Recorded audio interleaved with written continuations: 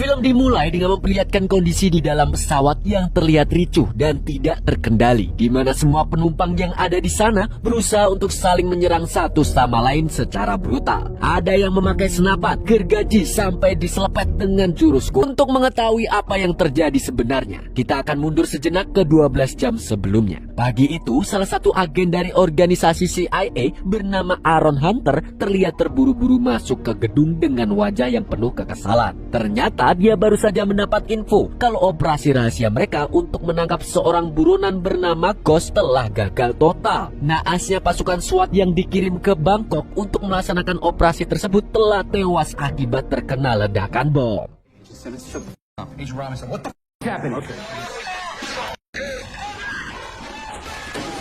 Diketahui Ghost ini terkenal sebagai seorang hacker jenius yang sering menghack berbagai sistem penerbangan maupun instansi pemerintah, yang membuat ratusan perusahaan besar menjadi bangkrut karena ulahnya. Sesuai dengan namanya, Ghost, bahkan tidak ada satupun rekaman CCTV yang bisa menangkap wajahnya sampai sekarang. Walaupun sosoknya tertangkap kamera, hasilnya akan diblur seperti pelaku bakso borak.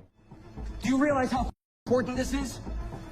What's that? What am I looking at? When I saw a person leave the warehouse. Tidak lama kemudian, atasan Aaron yaitu Catherine Ben tiba-tiba datang dan dia sudah mengetahui soal kegagalan operasi rahasia tersebut. Di sana Catherine mengungkapkan kekecewaannya kepada Aaron karena mereka tidak hanya kehilangan banyak pasukan intelijen, tapi si buronan juga akan segera kabur ke luar negeri jika tidak segera ditangkap. Melihat situasi mereka tidak begitu baik, Catherine berharap kalau saja dia bisa menemukan seseorang yang tepat untuk menjalankan misi tersebut. The airport. Is it? He's getting a taxi. We need someone in Bangkok now. Di tempat lain, tepatnya di Bangkok, seorang cowok bernama Lucas Reyes sedang bermimpi indah di Pulau Kapuk dengan berbaring nyenyak di dalam bajai. Namun dia langsung terbangun saat menyadari kalau ada seorang anak kecil yang ingin mencuri uangnya. Kalau dilihat dari gayanya yang selengean, mungkin dia bakal dikira cowok pengangguran yang sukanya bermalas-malasan saja. Namun siapa sangka, ternyata dulu dia adalah mantan agen rahasia yang sangat hebat. Tapi setelah dia pensiun menjadi agen, hidupnya pun mulai berubah dan kerjaannya cuman mabuk-mabukan saja. Saat dia lagi bersantai sambil minum ekstra jus anggur, tiba-tiba dia mendapat panggilan tak terduga dari kenalan lamanya. Dan orang yang menghubunginya adalah si petinggi CIA, yaitu agen Catherine. Ternyata seseorang yang dimaksud oleh Catherine sebelumnya tidak lain adalah Lucas. Di telepon, Catherine pun berusaha membujuk Lucas agar bersedia menjadi agen mereka kembali. Namun Lucas langsung menolak karena masih punya dendam kesumat kepada CIA yang pernah mengkhianatinya. Di saat yang sama, beberapa pria memasuki bar dan mereka langsung menyerang Lucas tanpa basa-basi. No, no, no, no, no, no, no, no. I'm done. Setelah berhasil kabur dari orang-orang itu, Lucas kembali dihubungi oleh Catherine yang masih berusaha membujuknya agar mau membantunya dalam operasi rahasia itu. Bahkan Catherine berjanji akan memberikan imbalan yang sangat besar jika Lucas berhasil menangkap Ghost. Tidak hanya itu, Catherine juga akan mengajukan permintaan kepada pemerintah agar nama Lucas dicoret dari daftar warga yang dideportasi, sehingga Lucas bisa kembali ke Amerika. Tidak punya pilihan lain, akhirnya Lucas pun menyetujui tawaran tersebut. Nothing to lose and everything to gain. To understand if there was anything I could have. Let's get this fucking town!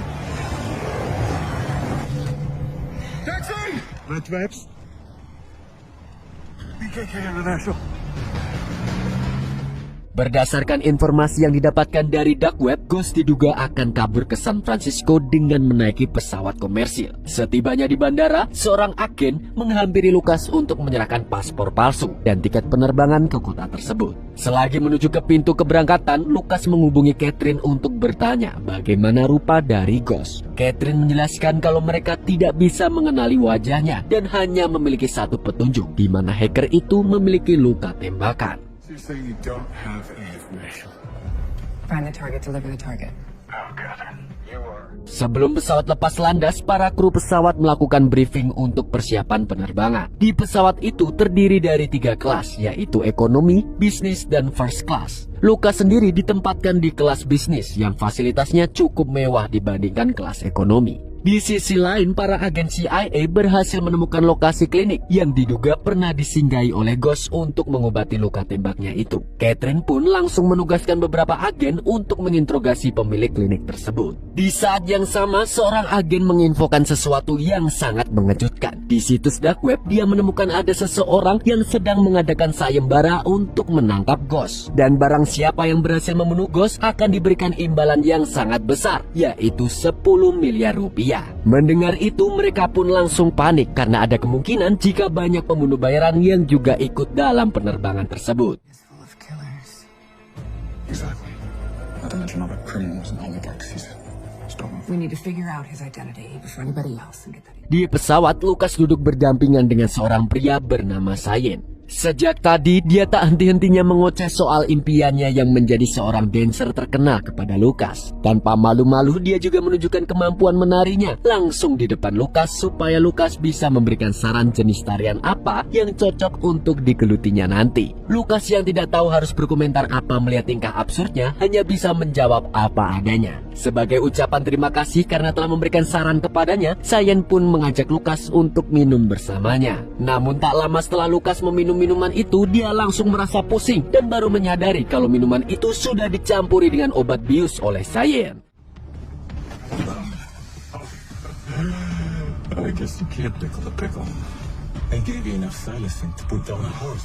Meski Lucas sudah meminum obat bius yang bahkan bisa menidurkan seekor kuda, hebatnya dia masih bisa bergerak dan mencoba kabur dari Cyan. Namun Cyan tidak tinggal diam dan langsung menyeret Lucas ke toilet untuk menghabisinya. Meski begitu, Lucas yang seorang mantan agen pun tidak mudah untuk dikalahkan begitu saja. Dia langsung bangkit dan berusaha untuk memberikan perlawanan, dan pertarungan sengit pun terjadi.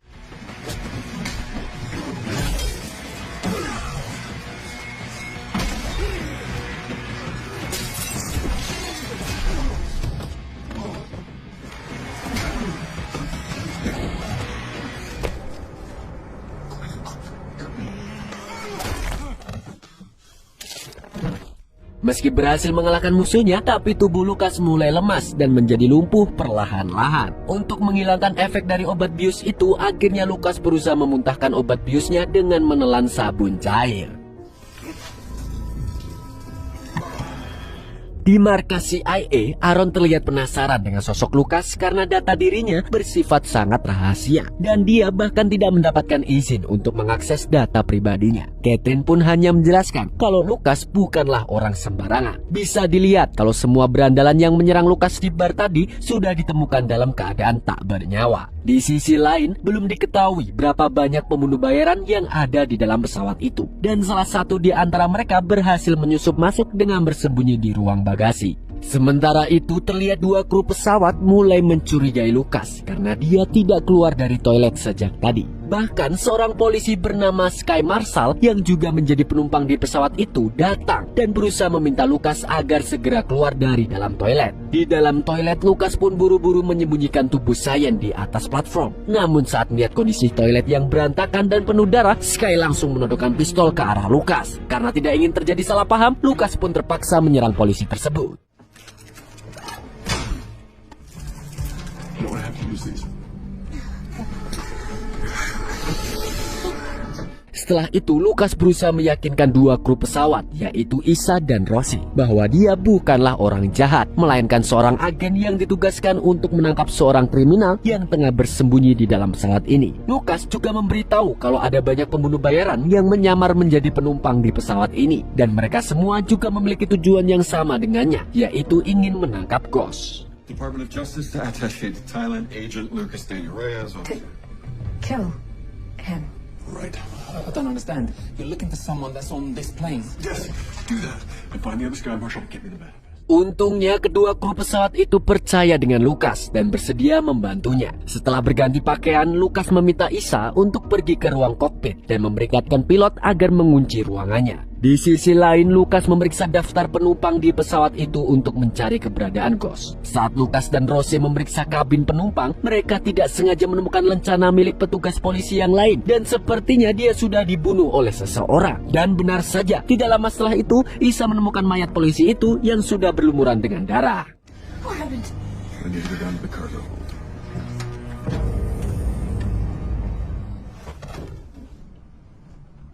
Namun tanpa diduga, Lucas malah mencurigai kalau Isa adalah orang yang selama ini dicari-cari, yaitu Ghost. Lucas juga mengklaim kalau Isa berusaha menyembunyikan luka tembakan di balik bajunya itu. Di saat yang sama, pembunuh bayaran yang bersembunyi di ruang bagasi itu tidak sengaja mendengar pembicaraan mereka. Tanpa pikir panjang, dia pun langsung menyerang Isa yang dikira adalah Ghost. There you are. Dan ternyata kecurigaan Lucas terbukti benar adanya karena dia melihat luka tembakan di balik pakaian yang dikenakan oleh Isa saat pembunuh bayaran itu menyerangnya. Kemudian Lucas menawarkan kesepakatan dengan Isa di mana dia akan membantu Isa selamat dari para pembunuh bayaran yang memburunya di sini asalkan Isa bersedia ditahan olehnya. Daripada mati di tangan para pembunuh bayaran, Isa pun lebih memilih ditangkap oleh CIA dan setuju untuk bekerja sama dengan Lucas. Because you're my custody now. Fine. Can we go talk to the pilots? Ternyata Isa belum pergi ke ruang kokpit untuk memperingatkan para pilot. Pada akhirnya Lucas terpaksa menyampaikannya sendiri secara langsung kepada mereka. Tentu saja Lucas juga masih menyembunyikan identitas Isa yang sebenarnya. Agar tidak menimbulkan kecurigaan, mereka berdua berusaha bersikap normal dan menjalankan tugas mereka masing-masing. Lucas kembali mengecek daftar penumpang, khususnya penumpang yang berada di first class. Namun saat dia tengah berbicara dengan kru pesawat, tiba-tiba seorang ibu-ibu datang dan langsung menyerangnya.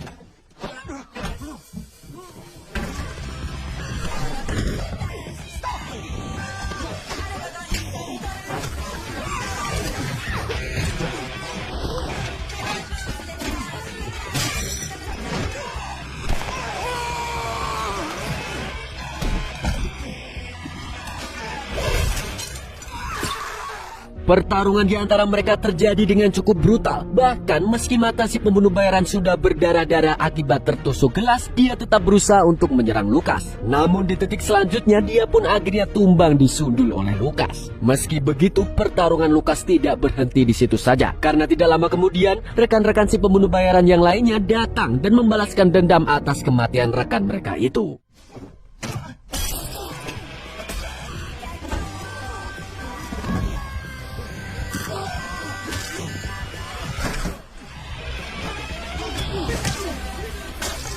Di tempat lain, seorang pembunuh bayaran mengetahui kalau Isa adalah Ghost. Namun saat dia hendak beraksi untuk menghabisi Isa, tiba-tiba dia malah tumbang dan langsung tewas di tempat saat itu juga. Ternyata Isa sudah mengetahui kalau pria itu adalah salah satu pembunuh bayaran dan dia sudah meracuni minumannya sejak tadi. Di sisi lain, Lucas masih dalam pertarungan sengit melawan kelima pembunuh bayaran itu.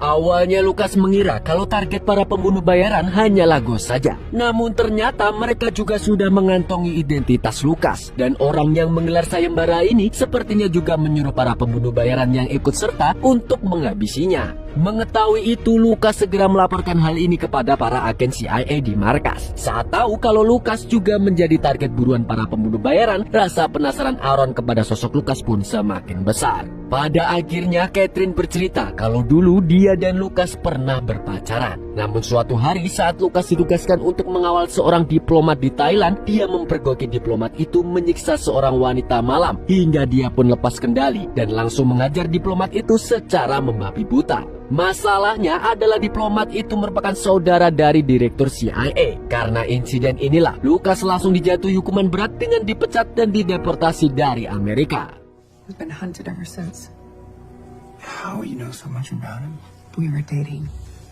Di pesawat situasi semakin gawat karena saat ini semua pembunuh bayaran sudah mengganti target buruan mereka untuk menghabisi Lucas. Tidak bisa terus-menerus bersembunyi. Lucas perlu memikirkan rencana untuk menghadapi mereka semua sampai pesawat yang mereka tumpangi tiba di tempat tujuan. Namun satu-satunya hal yang bisa dilakukannya hanyalah dengan bertarung. Pada akhirnya dia pun keluar dan langsung mengajar mereka satu persatu.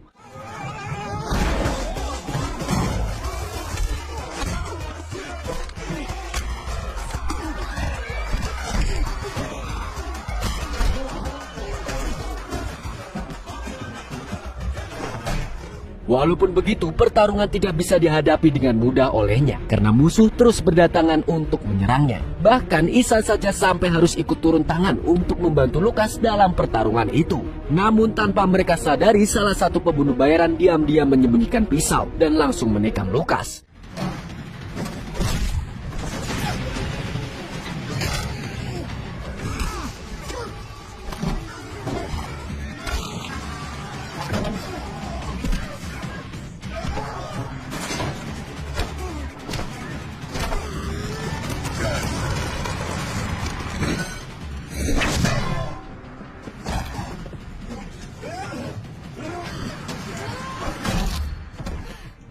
Di waktu yang sama, tiba-tiba 3 orang wanita berpakaian Shaolin hendak menyerang Lucas. Dengan sigap, Isa segera menghentikan mereka dan berkata kalau Lucas berada di pihaknya. Ternyata 3 orang wanita itu ingin melindungi Isa sebagai balas budi karena dulu Isa pernah menyelamatkan desa mereka dari eksploitasi tambang. Tidak lama setelah itu, Lucas langsung tumbang karena kelelahan dan kondisinya yang terluka cukup serius. Mereka pun langsung membawa Lucas pergi ke ruang bagasi untuk segera mengobati lukanya.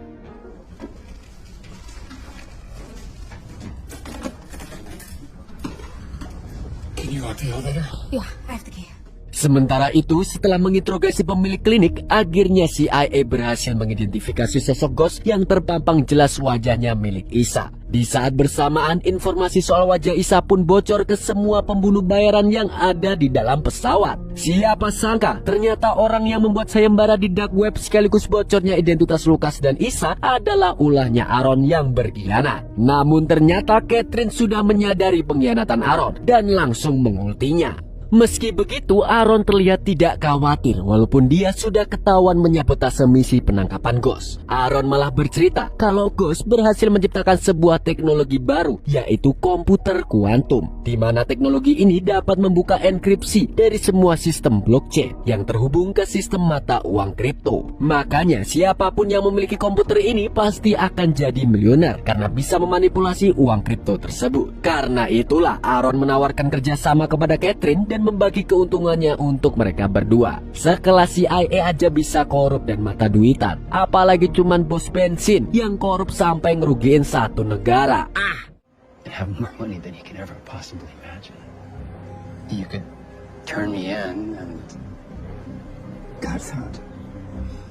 Di pesawat, Isa tengah menceritakan bagaimana dirinya bisa terjun ke dalam dunia hacker. Dari cerita Isa, diketahui ternyata semua perusahaan yang pernah dihancurkannya adalah dalang di balik perdagangan manusia, khususnya anak-anak. Setelah mengetahui itu, Isa pun memutuskan untuk mengabdikan dirinya untuk menyelamatkan mereka, karena dulu dia pernah mengalami hal yang sama. Dari sinilah Lucas akhirnya tahu kalau Isa bukanlah hacker jahat seperti yang dirumorkan selama ini. Karena Lucas sudah bersedia melindunginya, Isa juga memberitahu soal komputer kuantum ciptaannya itu kepada Lucas. How to make that a reality.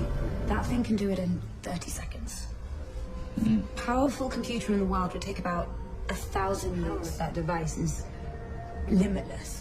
Setelah identitas Isa terbongkar, situasi di dalam pesawat pun semakin tak kacau. Para pembunuh bayaran mulai berkumpul dan berusaha membuka pintu menuju ke ruang bagasi. Karena tidak bisa menghindari pertarungan berdarah yang sebentar lagi mungkin akan segera terjadi, Lucas pun mulai melakukan pemanasan sebelum siap bertarung kembali. Tidak hanya itu, dia juga meminum obat pemicu adrenalin agar tenaganya bisa sekuat badak. Namun tak lama setelah meminum obat itu, tingkah Lucas malah kelihatan aneh. Dan ternyata dia salah minum obat. Bukannya minum obat pemicu adrenalin, tapi dia malah minum racun katak. Untung gak kebablasan minum racun tikus, bang. Bisa-bisa langsung poet.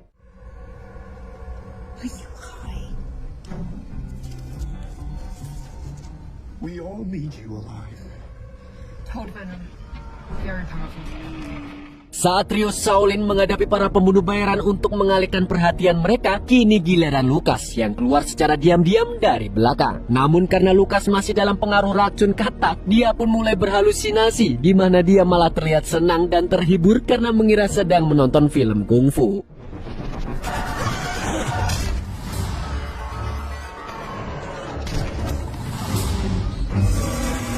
The episode. So I just want to find with a mercy of joy. I am the Dara. The golden.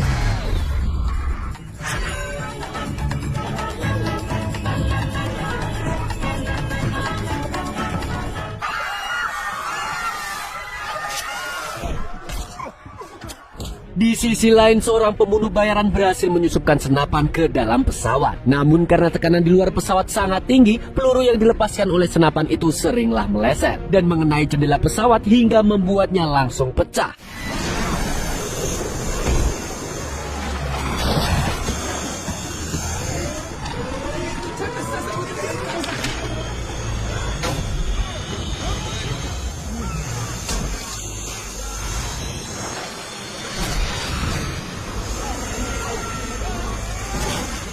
Untungnya tekanan udara mulai normal kembali setelah pilot menurunkan ketinggian pesawat. Namun salah satu pilot kelihatan mual-mual karena panik gara-gara guncangan tadi. Dan dengan bodohnya malah membuka pintu ruang kokpit sehingga membuat dua orang tak dikenal masuk ke dalam dan membuat kericuhan.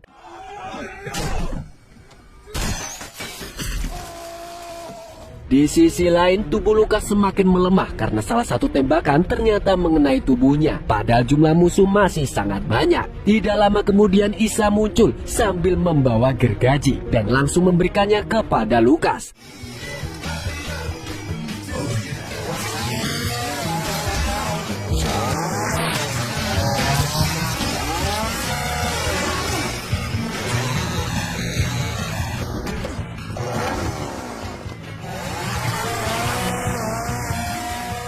Sementara itu, seorang pembunuh bayaran berusaha untuk menembak Isa. Namun salah satu dari trio Shaolin langsung pasang badan untuk melindungi Isa. Hingga akhirnya dia yang harus terkena tembakan tersebut. Dan berita kondisi kedua pilot itu sudah sampai ke telinga orang-orang di kabin penumpang, termasuk Lucas dan Isa. Mau tidak mau, Isa pun menawarkan diri untuk mengambil alih kemudi sementara. Karena sebentar lagi pesawat akan segera mendarat di San Francisco. Di tempat landasan, Aaron dan Catherine sudah bersiap-siap menyambut kedatangan pesawat yang ditumpangi oleh Lucas dan Isa. Karena saat pesawat itu mendarat, mereka berencana ingin mencuri komputer kuantum ciptaan Isa tersebut. Namun anehnya pesawat tersebut tak kunjung datang meski mereka sudah menunggu lama sejak tadi. Dan tanpa diduga, Catherine langsung menembak Aaron hingga tewas.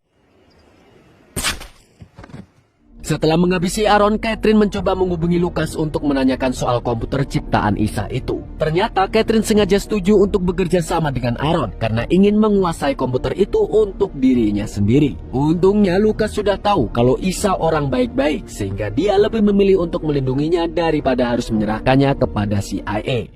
Do you have it or not? I haven't seen anything like this. Ever did an agency? Dan alasan kenapa pesawat itu tak kunjung mendarat di tempat Aaron dan Catherine menunggu adalah karena Isa mengubah tujuannya ke tempat lain, sehingga pesawat itu tidak akan pernah mendarat di San Francisco. Karena itulah Isa memberitahu Lucas jika dia tidak perlu khawatir harus berhadapan dengan CIA. Dan akhirnya mereka berdua pun bisa kabur dengan selamat. Di akhir film terlihat Lucas yang siuman setelah pingsan karena kehabisan darah kini sudah berada di tempat persembunyian Isa. Dan baru saja dia bangkit dari ranjang, tiba-tiba tempat itu diserang. Ternyata beberapa musuh masih mengejar mereka sampai saat ini. Pada akhirnya Lucas dan Isa harus kembali memulai misi pelarian mereka karena pertarungan masih belum berakhir. Dan film pun tamat.